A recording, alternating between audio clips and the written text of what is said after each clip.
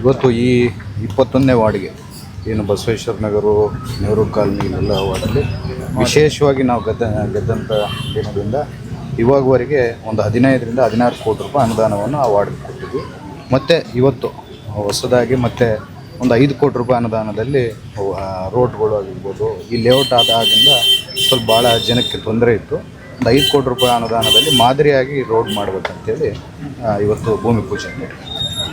ಸದ್ಯಕ್ಕೆ ಈ ರೋಡ್ ಚೆನ್ನಾಗಿದೆ ಸರ್, ಮುಂದ್ಗಡೆ ಇಲ್ಲ, ಮುಂದ್ಗಡೆ ಇಲ್ಲ ರೋಡ್ಸ್. ಇಲ್ಲಿ ಭೂಮಿ ಪೂಜೆ ಮಾಡಿದ್ದೀವಿ, ಮುಂದ್ಗಡೆ ಎಲ್ಲ ರೋಡ್ಸ್ ಇಲ್ಲ. ತಾವು ಇಲ್ಲಿಂದ ನಮ್ಮ ಮನೆಗೆ ಹೋಗೋ ರೋಡ್ಸ್ ಆಗಿರ್ಬೋದು, ಇನ್ನೊಂದಾಗಿರ್ಬೋದು, ಅಲ್ಲೆಲ್ಲ ರೋಡ್ಸ್ ಇಲ್ಲ. ಅದನ್ನು ನೋಡ್ಕೊಂಡು ಏನೇನು ಅಲ್ಲಿ ಅವಶ್ಯಕತೆ ಇರುತ್ತೆ ಅದು ಮಾಡ್ತೀವಿ. ಈಗ ಬೇರೆ ಕ್ಷೇತ್ರಗಳಲ್ಲಿ ನಮ್ಗೆ ಅನುದಾನ ಬರ್ತಾ ಇಲ್ಲ ಅಂತ ಹೇಳ್ತಾರೆ. ನೀವು ಮೊನ್ನೆ 13 ಕೋಟಿ ಶಂಕುಸ್ಥಾಪನೆ ಎಲ್ಲ ಮಾಡಿ, ಇವತ್ತು ಅಪ್ರಾಕ್ಸಿಮೇಟ್ಲಿ 10 ಕ್ರೋರ್ಸ್ ಇವತ್ತು 11 ಕೋಟಿ. ಅಂದರೆ ಹೆಂಗೆ ಸರ್ ನಿಮಗೆ ಜಾಸ್ತಿ ವಿಶ್ವಾಸ ತಗೊಂಡಾರ CM? ಹೆಂಗೆ ಜಾಸ್ತಿ ನಿಮಗೆ ಅನುದಾನ? ಬೇರೆ ಕ್ಷೇತ್ರದ ಬಗ್ಗೆ ನನಗೇನು ಗೊತ್ತಿಲ್ಲ.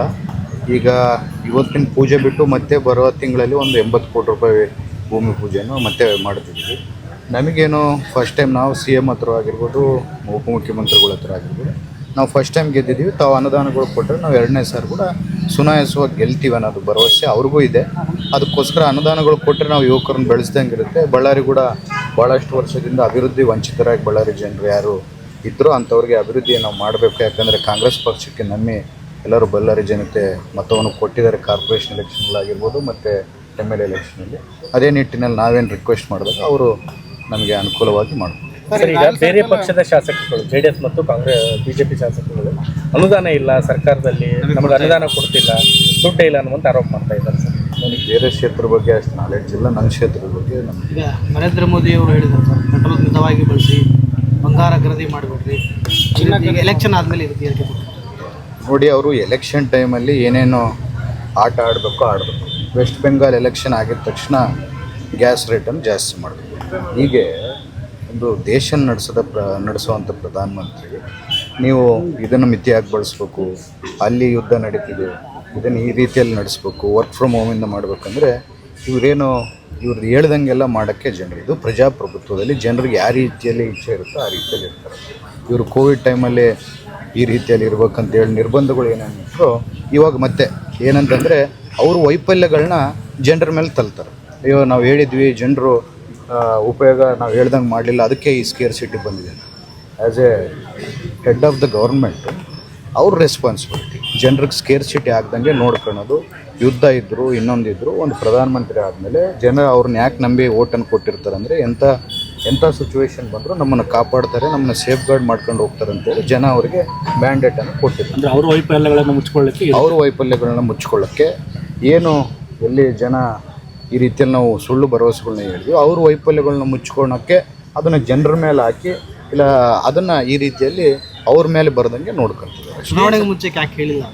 ಚುನಾವಣೆಗೆ ಮುಂಚೆ ಅದೇ ಅವ್ರದ್ದು ಯಾವಾಗಲೂ ಗಿಮ್ಮಿಕ್ಸಿಂದನೇ ಎಲೆಕ್ಷನ್ ಮಾಡ್ಕೊಂಡು ಬಂದಂಥವ್ರು. ಈಗ ಚುನಾವಣೆಗೆ ಮುಂಚೆ ಅವರು ಏನೂ ಮಾತಾಡಲಿಲ್ಲ. ವೆಸ್ಟ್ ಬೆಂಗಾಲಲ್ಲಿ ನಾವೆಲ್ಲ ಬಡ ಜನರ ಪರವಾಗಿರ್ತೀವಿ, ಬಡ ಜನರಿಗೋಸ್ಕರನೇ ನಾವು ಇರ್ತೀವಿ, ಪ್ರತಿಯೊಂದು ಅಕೌಂಟಿಗೆ 15 ಲಕ್ಷ ಹಾಕ್ತೀವಿ ಅಂತೇಳಿ ಭರವಸೆಗಳನ್ನ ಅವ್ರು ಕೊಟ್ಟಿದ್ರು ಫಸ್ಟ್ ಎಲೆಕ್ಷನಿಂದ. ಚುನಾವಣೆ ಆಗಿದ್ದು ಒಂದು ವಾರಕ್ಕೆ ಯಾಕೆ ಗ್ಯಾಸ್ ಸಿಲಿಂಡರ್ ರೇಟ್ಗಳು ಜಾಸ್ತಿ ಮಾಡಬೇಕು? ಈಗ ಸುತ್ತ ಮೋದಿಯವರಿಗೆ ಎಲ್ಲೋ ರಾಜತಾಂತ್ರಿಕದಲ್ಲಿ ವಿಫಲ ಅವ್ರು ಆಗಿದ್ದಾರೆ. ಅಂದರೆ ಅವ್ರಿಗೇನು ಈಗ ಕೆಲವಷ್ಟು JDU ಮತ್ತು TDP ಈ ಪಾರ್ಟಿಗಳನ್ನೆಲ್ಲ ಅವರು 300 ಸೀಟ್ಸ್ ದಾಟ್ತೀವಿ ಅಂತ ಹೇಳಿದರು. ಜನರು ಅವರು 230 ಸೀಟ್ಗೆ ಸೀಮಿತ ಮಾಡಿದ್ರು. ಈಗ ಮುಂಬರುವಂಥ ಎಲೆಕ್ಷನಲ್ಲಿ, ಮುಂಬರುವಂಥ 2029 ಎಲೆಕ್ಷನಲ್ಲಿ ಖಚಿತವಾಗಿ ಜನ ಅವರಿಗೆ ತಕ್ಕ ಪಾಠ ಕಳಿಸ್ತಾರೆ. ಯಾಕಂದರೆ ನಾವು ಸೋಷಿಯಲ್ ಮೀಡಿಯಾದಲ್ಲಿ ನೋಡ್ತಿದ್ದೀವಿ ಯಾವ ರೀತಿಯಲ್ಲಿ ಜನ ಅವ್ರ ಪರವಾಗಿ ಅವ್ರ ವಿರುದ್ಧವಾಗಿ ಮಾತಾಡ್ತಿದ್ದಾರೆ, ಯಾವ ರೀತಿಯಲ್ಲಿ ಈಗೇನು ಹೊಸ ಪೀಳಿಗೆ ಯಾರು ಬಂದಿದ್ದಾರೆ ಅಂಥವ್ರು ಏನು ಜನ್ಜಿ ಅಂತಾರೆ ಅಂಥವರೆಲ್ಲ ಇವತ್ತು ಯಾವ ರೀತಿಯಲ್ಲಿ ನಮ್ಮ ದೇಶದಲ್ಲಿ ಜಾಬ್ ಸಿಗ್ತಾ ಇಲ್ಲ. ಬೇರೆ ಆರ್ಥಿಕವಾಗಿ ದಿವಾಳಿ ಆಗೋ ಮುನ್ಸೂಚನೆ. ಯಾಕಂದರೆ ಈ ರೀತಿ ನಾಲೆಡ್ಜಬಲ್ ಪರ್ಸನ್ಸ್ನ ಅವ್ರು ಮುಂದಕ್ಕೆ ತರಲ್ಲ. ಯಾಕೆ ನಾಲೆಡ್ಜಬಲ್ ಪರ್ಸನ್ಸ್ನ ಮುಂದಕ್ಕೆ ತರಲ್ಲ ಅಂತಂದರೆ ಅವ್ರ ಸೈಡ್ ಲೇನ್ ಆಗಿಬಿಡ್ತಾರೆ. ಅವ್ರಿಗೆ ಎಂಥವ್ರು ಬೇಕಂದರೆ ಸುತ್ತಮುತ್ತಲಿದ್ದವರೆಲ್ಲ ರಬ್ಬರ್ ಸ್ಟ್ಯಾಂಪ್ ಇದ್ದವರು ಬೇಕು. ತಮಿಳುನಾಡಲ್ಲಿ ಕಾಂಗ್ರೆಸ್ TVK ಜೊತೆಗೆ ಅಲಯನ್ಸ್ ಆಗಿದೆ. ಅದು ಏನಾದರೂ ನಮ್ಮ ಕರ್ನಾಟಕಕ್ಕೆ ಪ್ಲಸ್ ಆಗುತ್ತಾ ಅಥವಾ ಮುಂದಿನ ಚುನಾವಣೆಯಲ್ಲಿ ಇಲ್ಲ, ಅನುಕೂಲ ಆಗುತ್ತೆ? ನಮ್ಮ ಪಕ್ಷದ್ದು ರಾಹುಲ್ ಗಾಂಧಿ ಅವ್ರ ಉದ್ದೇಶ ಏನಂತಂದರೆ ಜನರೊಬ್ಬರಿಗೆ ಮ್ಯಾಂಡೇಟನ್ನು ಕೊಟ್ಟಿದ್ದಾರೆ ಹೊಸ ಪಕ್ಷಕ್ಕೆ, ಜನರೊಬ್ಬರು ನಂಬಿದ್ದಾರೆ. ಜನರ ಮ್ಯಾಂಡೇಟಿಗೆ ನಾವು ವಿರುದ್ಧ ಹೋಗಬಾರ್ದು. ಅವ್ರಿಗೆ ಸಹಕಾರ ಕೊಟ್ಟು ಅವ್ರ ಗೌರ್ಮೆಂಟ್ ಯಾವ ರೀತಿಯಲ್ಲಿ ನಡೆಸ್ತಾರೋ ಅವ್ರಿಗೆ ಕೊಟ್ಟರೆ, ಈಗ ಜನ ಏನು ಅವ್ರು ನಂಬಿದ್ದಾರೆ, ಎರಡೂ ಪಕ್ಷಗಳನ್ನ ಪಕ್ಕಿಗಿಟ್ಟು ಜನ ನಂಬಿ ಯುವಕರೆಲ್ಲರೂ ಹೆಣ್ಣುಮಕ್ಕಳು ಎಲ್ಲರೂ ಸೇರಿಕೊಂಡು ಒಂದು ದೊಡ್ಡ ಮ್ಯಾಂಡೇಟನ್ನು ಹೊಸ ಪಕ್ಷ ಶುರುವಾದಂಥ 2 ವರ್ಷ ಮೀಟಿಂಗ್ಗಳಿಗೆ ವಿಜಯನವರು, ಜೋಸೆಫ್ ವಿಜಯ್ ಅನ್ನೋರು ನಮಗೇನೋ ಒಂದು ಮಾಡ್ತಾರೆ, ತಮಿಳುನಾಡು ಜನತೆಗೆ ಏನೋ ಒಂದು ಅನುಕೂಲತೆ ಮಾಡ್ತಾರೆ, ನಮಗೆಲ್ಲ ಅನುಕೂಲ ಆಗುತ್ತೆ, ಹೊಸ ಪಕ್ಷ ಬೇಕು, ಹೊಸ ಮುಖಗಳು ರಾಜಕೀಯಕ್ಕೆ ಬರಬೇಕಂತೇಳಿ ಒಂದು ಎಕ್ಸಸೈಸ್ ಏನು ನಡೆದಿತ್ತು, ಅದರಲ್ಲಿ ವಿಜಯ್ ಅವರು ಸಕ್ಸಸ್ ಆಗಿದ್ದಾರೆ. ಅಂಥ ಮ್ಯಾಂಡೇಟ್ ಬಂದಾಗ ನಾವು ಕೂಡ ಜನರ ಪರವಾಗಿ ನಿಂದಿರ್ಬೇಕಂತೇಳಿ ರಾಹುಲ್ ಗಾಂಧಿ ಅವರು ಅವ್ರಿಗೆ ಸಪೋರ್ಟ್ ಈ ತಿಂಗಳ ಹಂತಕ್ಕೆ ಸಂಪುಟ ವಿಸ್ತರಣೆ ಆಗ್ಬೋದು ಸರ್ ರಾಜ್ಯದಲ್ಲಿ? ನನಗೆ ಸಂಪುಟ ವಿಸ್ತರಣೆ ಬಗ್ಗೆ ಅಷ್ಟು ನಾಲೆಡ್ಜ್. ಈಗ ತಾವೆಲ್ಲ ಭೇಟಿಯಾಗಿ ಬಂದಿರಲ್ಲ ಸರ್ ಮತ್ತೆ ಡಿಲ್ಲಿಯಲ್ಲಿ ಹೊಸ ನಾನು ಡಿಲ್ಲಿಗೆ ಪ್ರತಿ ತಿಂಗಳು ಹೋಗ್ತಿರ್ತೀನಿ. ನಮ್ಮದು ಕಂಪ್ನಿಗಳಿದೆ, ನಮಗೂ ಕೆಲಸಗಳಿರ್ತವೆ. ಅಲ್ಲಿ ಹೋದಾಗ ನಮ್ಮ ಸೀನಿಯರ್ ಲೀಡರ್ಸ್ನ, ಸುರ್ಜೇವಾಲಾ ಅವ್ರನ್ನ, ಖರ್ಗೆ ಸಾಹೇಬ್ರನ್ನ, ಇವ್ರನ್ನೆಲ್ಲ ಭೇಟಿ ಆಗೋದು. ಇವಾಗಿಂದಲ್ಲ, ನಾನು MLA ಆಗೋಕ್ಕೆ ಮುಂಚೆಯಿಂದ ಭೇಟಿ ಆಗ್ತೀನಿ. JSW ಜಿಂದಾಲ್ ಸರ್ 20 ಕೋಟಿ ತೆರಿಗೆ ಭಾಗವಹಿಸ್ಕೊಳ್ತಾರೆ. ಈಗ ಕಾರ್ಮಿಕ ಸಚಿವರು ಕೂಡ ಇದ್ದಾರೆ ನಮ್ಮ ಜಿಲ್ಲೆಯಲ್ಲಿ. ಒಂದು ಸಣ್ಣ ಮನೆಯವರು ಯಾರೋ ಒಂದು 2,000 ರೂಪಾಯಿ ಕಾರ್ಪೊರೇಷನ್ ಟ್ಯಾಕ್ಸ್ ಹಾಕೊಂಡ್ರೆ ನೋಟಿಸ್ ಬೋರ್ಡ್ ಹಾಕ್ತಾರೆ ಸರ್. ಮನೆ ಇಲ್ಲೇ ಒಂದು ಯಾವುದೋ ಮಾಲ್ ಸರ್ 60,000 ರೂಪಾಯಿ 1 ಲಕ್ಷ ಉಳಿಸ್ಕೊಂಡಿದ್ರು. ಬೋರ್ಡ್ ಹಾಕಿ 20 ಕೋಟಿ ಬಾಕಿ ಉಳಿಸ್ಕೊಂಡ್ರು ಜಿಲ್ಲಾಡಳಿತ ಸುಮ್ಮನೆ ಇರುತ್ತೆ ಅಂದ್ರೆ ಏನು ಸರ್? ಇಲ್ಲ, ಈಗ ಕೆಲವಷ್ಟು ಜನ ಹೆಂಗಾಗ್ಬಿಟ್ಟಿದ್ದಾರೆ ಅಂತಂದರೆ, ಈ ಮೇಲಧಿಕಾರಿಗಳು ಚಿಕ್ಕವ್ರ ಮೇಲೆ ದಂಡಯಾತ್ರೆ ಮಾಡ್ತಾರೆ, ದೊಡ್ಡವ್ರ ಗಂಟೆಗೆ ಹೋಗಲ್ಲ. ನೀವು ನೋಡಿರ್ಬೋದು, ಅದೇ ಆಗ್ತಿದೆ. ಅದು ಅನ್ಯಾಯ. ನಾವು ಕೂಡ ಮುಖ್ಯಮಂತ್ರಿಗಳ ಹತ್ರ ಮಾತಾಡ್ತೀವಿ. ದೊಡ್ಡವ್ರ ಮೇಲೆ ಏನೋ ಒಬ್ಬನ ಯಾವುದೋ ಸಣ್ಣ ಒಂದು ಬಂಡಿಯಲ್ಲಿ ಏನೋ ಮರಳು ತೊಗೊಂಬರ್ತಿದ್ರೆ ಅವ್ರನ್ನೆಲ್ಲ ಕೇಸ್ ಹಾಕಿ ಸೀಸ್ ಮಾಡ್ತಾರೆ. ಇವರು ಡ್ಯೂಟಿ ದೊಡ್ಡವ್ರನ್ನೆಲ್ಲ ಬಿಡ್ತಾರೆ. ಅದೇ ರೀತಿಯಲ್ಲಿ ಚಿಕ್ಕ ಏನೇನ ಒಂದು ಅಂಗಡಿಗೆ ಒಬ್ಬನ ಲೈಟ್ ಹಾಕ್ಕೊಂಡು ಕರೆಂಟ್ ಕನೆಕ್ಷನ್ ಡೈರೆಕ್ಟಾಗಿ ತೊಗೊಂಡ್ರೆ ಆ ಕರೆಂಟನ್ನು ಕಟ್ ಮಾಡ್ತಾರೆ.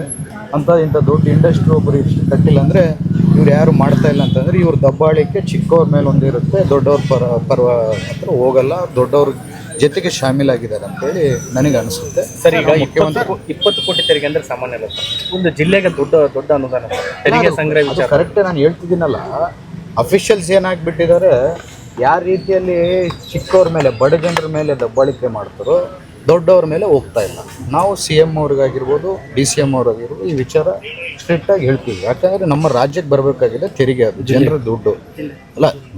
ಜಿಲ್ಲೆ ಅಂದ್ರೆ ರಾಜ್ಯಕ್ಕೆ ನಮ್ಮ ತೆರಿಗೆ ದುಡ್ಡನ್ನು ಯಾರೋ ದೊಡ್ಡವರು ಅವರು ಕಟ್ಕೊಂಡು, ಈಗ ನಾವು ಅಸೆಂಬ್ಲಿಯಲ್ಲಿ ಕೂಡ ಅದೇ ಮಾತಾಡಿದ್ವಿ, ತೆರಿಗೆ ವಂಚನೆ ಮಾಡ್ತಾರೆ, ನಮ್ಮ ಯುವಕರಿಗೆ ಜಾಬನ್ನು ಕೊಡಲ್ಲ. ನಾವು ಕನ್ನಡಿಗರಿಗೆ ಕನ್ನಡಿಗರಿಗೂ ಅದರಲ್ಲಿ ಹೈದರಾಬಾದ್ ಕರ್ನಾಟಕ ಜನಕ್ಕೆ ಒಂದು ಉದ್ಯೋಗ ಸೃಷ್ಟಿ ಮಾಡಿಕೊಡಲ್ಲ. ಎಲ್ಲರೂ ನಾರ್ತ್ ಇಂಡಿಯನ್ಸು. ಸರೋಜಿನಿ ಮಹಿಷಿ ವರದಿ ಅಂತ ಏನಿದೆ ಅದರಲ್ಲಿ ಅವರು ತೋರಿಸೋದೆಲ್ಲ ಸುಳ್ಳು ಮಾಹಿತಿ. ಅವ್ರು 100 ಜಾಬ್ ಬೇಕಂದರೆ 10 ಜಾಬ್ ತೋರಿಸಿ ಆ ವರದಿ ಪ್ರಕಾರ ನಾವು ಜಾಬನ್ನು ಕೊಟ್ಟಿದ್ದೀವಿ ಅಂತೇಳಿ ಇನ್ನು 90 ಜಾಬನ್ನು ಔಟ್ಸೋರ್ಸಲ್ಲಿ ತಗೊಂತಾರೆ. ಸಂಸದರು ಹೇಳ್ತಾರೆ ಸರ್, ನಮ್ಮಲ್ಲಿ ಸ್ಕಿಲ್ಡ್ ಎಂಪ್ಲಾಯೀಸ್ ಇಲ್ಲ, ಅದಕ್ಕೋಸ್ಕರ ಹೊರ ರಾಜ್ಯದವ್ರನ್ನ ತಗೊಂತಾರೆ ಅಂತ ಸಮರ್ಥನೆ ಮಾಡ್ತಾರೆ. ನೋಡಿ, ಏನು ನಾರ್ತ್ ಇಂಡಿಯಾ ಅವ್ರಿಗಂದ್ರೆ ನಮಗೆ ಎಲ್ಲ ಗುತ್ತಿಗೆ ಆಧಾರದ ಕೆಲಸಗಳು ಕೊಡ್ತಾ ಇದ್ರಲ್ಲ ನಮಗೆ. ನೋಡಿ, ಅವ್ರು ಯಾವ ರೀತಿಯಲ್ಲಿ ಮಾತಾಡಿದಾರೋ ಗೊತ್ತಿಲ್ಲ. ನಾರ್ತ್ ಇಂಡಿಯಾ, ಸೌತ್ ಇಂಡಿಯಾ ಅವ್ರಿಗಂದ್ರೆ ನಾರ್ತ್ ಇಂಡಿಯಾ ಸ್ಕಿಲ್ ಅನ್ನೋದು ನಾನು ಫಸ್ಟ್ ಟೈಮ್ ಕೇಳ್ತಿದ್ದೆ. ಸ್ಕಿಲ್ಡ್ ಪರ್ಸನಾಲಿಟೀಸ್ ಇರೋದೇ ಸೌತ್ ಇಂಡಿಯಾದಲ್ಲಿ. ಅದು ವಿಶೇಷವಾಗಿ ನಮ್ಮ ರಾಜ್ಯದಲ್ಲಿ, ಕರ್ನಾಟಕದಲ್ಲಾಗಿರ್ಬೋದು, ತೆಲಂಗಾಣ, ಆಂಧ್ರದಲ್ಲಿ ಭಾಳಷ್ಟು ಮಂದಿ ಸ್ಕಿಲ್ಡ್ ಲೇಬರ್ಸ್ ಇದ್ದಾರೆ.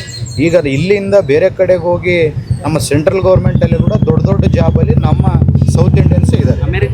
ಅಮೆರಿಕಕ್ಕೆಲ್ಲ ಹೋಗಿ CEO ಅಂಥದ್ದು ನಮ್ಮ ಹತ್ರ ಇಲ್ಲ ಅಂತಂದರೆ ಅವ್ರು ಯಾವ ರೀತಿಯಲ್ಲಿ ಮಾತಾಡಿದಾರೋ, ಏನು ನಾಲೆಡ್ಜ್ ಇಟ್ಕೊಂಡು ಮಾತಾಡಿದಾರೋ ನನಗೆ ಗೊತ್ತಿಲ್ಲ.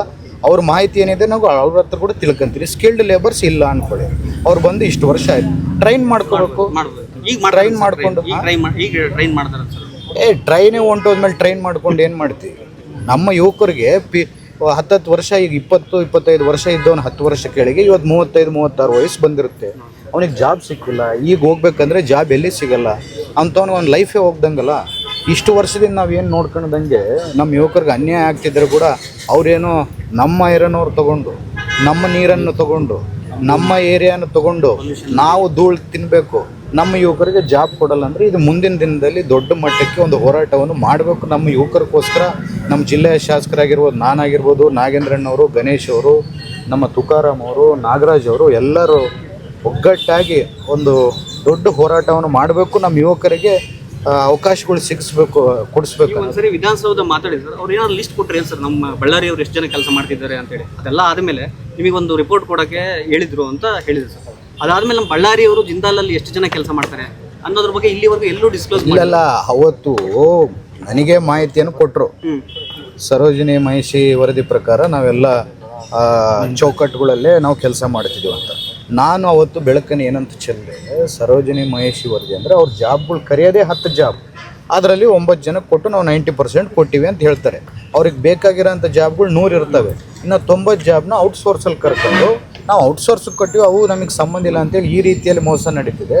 ಇದನ್ನು ದೊಡ್ಡ ಮಟ್ಟದಲ್ಲಿ ಒಂದು ಚರ್ಚೆ ಮಾಡ್ಕೊಂಡು, ಇದೊಂದೇ ಫ್ಯಾಕ್ಟ್ರಿ ಅಲ್ಲ, ನಾನೇನು ಅವ್ರಿಗೇನು ಒಂದೇ ಫ್ಯಾಕ್ಟ್ರಿ ಅಂತಲ್ಲ, ಎಲ್ಲ ಏನೇನು ದೊಡ್ಡ ದೊಡ್ಡ ಫ್ಯಾಕ್ಟ್ರಿಗಳಿದ್ದಾವೆ ಎಲ್ಲರೂ ಇದೇ ರೀತಿಯಲ್ಲಿ ಅನ್ಯಾಯನೂ ಮಾಡ್ತಿದ್ದಾರೆ.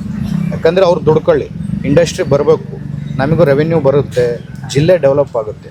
ಹಂಗಂತೇಳಿ ನಮ್ಮ ಯುವಕರದು ಜಾಬ್ಗಳು ಕೊಡ್ದಂಗೆ ನಾವು ಎಲ್ಲೋ ನಾರ್ತ್ ಇಂಡಿಯಾದಿಂದ ತೊಗೊಂಬಂದು ನಮ್ಮ ಯುವಕರನ್ನ ವಂಚನೆ ಮಾಡಿ ಕನ್ನಡಿಗರಿಗೆ ಮೋಸ ಮಾಡ್ತೀವಿ ಅಂದರೆ ನಾವು ಒಪ್ಪಕ್ಕೆ ತಯಾರಿ. ಭರತ್ ರೆಡ್ಡಿ ಅವರ ನೇತೃತ್ವದಲ್ಲಿ ಅಂತ ಒಂದು ಬೃಹತ್ ಹೋರಾಟ ಆಗುತ್ತೆ. ನಾಟ್ ಓನ್ಲಿ ಜಿಂದಾಲ್ ಸರ್, ಎಲ್ಲ ಕಂಪನಿಗಳ ವಿರುದ್ಧ.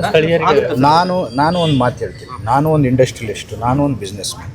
ನಾನು ಯಾರೂ ಇಂಡಸ್ಟ್ರಿಯಲಿಸ್ಟ್ನ ಡಿಸ್ಟರ್ಬ್ ಯಾವತ್ತೂ ಮಾಡಲ್ಲ, ಮಾಡೋಕ್ಕೂ ಹೋಗಲ್ಲ. ನಂದು ಬೇಡಿಕೆ ಒಂದೇ, ನಮ್ಮ ಯುವಕರಿಗೆ ಸ್ಥಾನ ಸಿಗಬೇಕು, ನಮ್ಮ ಯುವಕರಿಗೆ ಜಾಬ್ಗಳು ಸಿಗಬೇಕು. ಯಾಕಂದರೆ ನಮ್ಮ ಯುವಕರು ಇವತ್ತು ಬೆಂಗಳೂರಲ್ಲಿ ಹೋಗಿ ಪಾರ್ಸಲ್ ಡೆಲಿವರಿಗೆ ಸ್ವಿಗ್ಗಿ ಆಗಿರ್ಬೋದು, ಝೊಮ್ಯಾಟೊ ಆಗಿರ್ಬೋದು, ಇಂಥದ್ರಲ್ಲಿ ಕೆಲಸ ಯಾಕೆ ಮಾಡಬೇಕು? ನಮ್ಮ ಯುವಕರು ಇಲ್ಲೇ ನಾವು ಜಾಬ್ಗಳು ಇಟ್ಕೊಂಡು, ಇಷ್ಟು ದೊಡ್ಡ ಫ್ಯಾಕ್ಟ್ರಿಗಳು ಇಟ್ಕೊಂಡು, ಬೆಂಗಳೂರವರು ನಾವು ಹೋದಾಗ ಬೆಂಗಳೂರಲ್ಲೋ ಇನ್ನೊಂದು ದೊಡ್ಡ ಸಿಟಿಗೆ ಹೋದಾಗ ನಿಮಗೇನಪ್ಪ ಅಲ್ಲಿ ದೊಡ್ಡ ದೊಡ್ಡ ಇಂಡಸ್ಟ್ರೀಸ್ ಇದ್ದಾವೆ, ನಿಮ್ಗೇನು ಜಾಬ್ಗಳು ಸಿಗ್ತವೆ, ರೆವೆನ್ಯೂ ಬರುತ್ತೆ ಅಂತೇಳಿ ಮಾತಾಡ್ತಾರೆ. ಆದರೆ ವಾಸ್ತವಾಂಶವಾಗಿ ನಮ್ಮ ಮಕ್ಕಳಿಗೆ ಒಂದು ಜಾಬು ಸಿಗ್ತಾಯಿಲ್ಲ, ಒಂದು ಕೆಲಸನೂ ಸಿಗ್ತಾಯಿಲ್ಲ.